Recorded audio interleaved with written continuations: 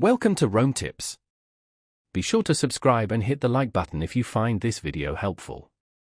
All the links mentioned in this overview are down in the description below. This video reflects my personal experience using the platform. We're taking a look today at the Charles Schwab website, found at https://www.schwab.com. This platform offers a comprehensive suite of financial services, catering to both individual investors and seasoned traders.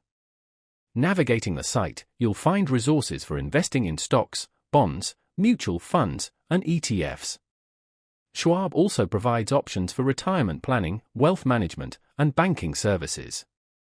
Their site boasts a user-friendly interface, designed for easy access to account information, market research, and educational materials. Whether you're a beginner or an experienced investor, Schwab offers tools and resources tailored to your specific needs. They offer research reports, market analysis, and educational articles to empower informed investment decisions. Furthermore, Schwab provides access to financial advisors who can offer personalized guidance and support. For those interested in active trading, Schwab offers a robust trading platform with advanced charting tools and real-time market data.